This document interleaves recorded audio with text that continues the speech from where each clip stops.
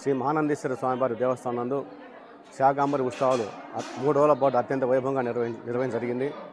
మొదటి రోజు ఆకుకూరలతో, రెండవ రోజు పండ్లు ఫలాలతో కూడా చేశాము. ఈరోజు లాస్ట్ రోజు కాబట్టి కూరగాయలతో అమ్మవారికి అలంకరించడం జరిగింది. ఈ ఉత్సవాలు ఎవ్రీ ఇయర్ ఒకరోజు చేసేవాళ్ళం, కానీ ఈ సంవత్సరం 3 రోజులు నిర్వహించడం జరిగింది. కావున ఈ ఉత్సవాల్లో అత్యధిక సంఖ్యలో భక్తులు పాల్గొన్నారు.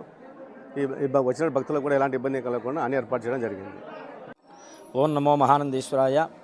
మహానంది క్షేత్రంలో ప్రతి సంవత్సరం లాగా ఈ సంవత్సరం కూడా ఆషాఢ శుద్ధ పౌర్ణమికి శాకాంబరి ఉత్సవం అనేటువంటిది నిర్వహించడం జరిగింది.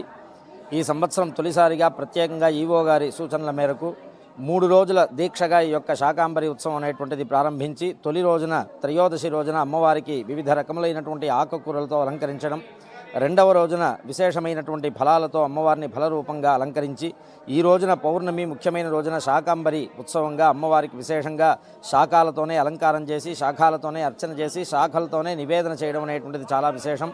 పూర్వం దుర్గమాసురుడు అనేటువంటి రాక్షసుడు అందరినీ కూడా తినడానికి ఆహారం లేకుండా, యజ్ఞయాగాది క్రతువులు చేయడానికి వీలు లేకుండా ఇబ్బంది పెడుతున్నటువంటి సందర్భంలో దేవతలందరూ కూడా వెళ్ళి అమ్మవారిని ప్రార్థించగా, అమ్మవారు స్వయంగా తనే శాఖంగా అవతరించి తన శరీరంలో నుంచి పళ్ళు కూరగాయలన్నీ కూడా ఇచ్చి సమస్త ప్రాణికోటిని కూడా రక్షించింది. కాబట్టి ఆనాటి నుండి కూడా ఈ యొక్క శాకాంబరి ఉత్సవం ఆషాఢ పౌర్ణమికి చేయడం అనేటువంటిది ఆనవాయితీగా వస్తోంది.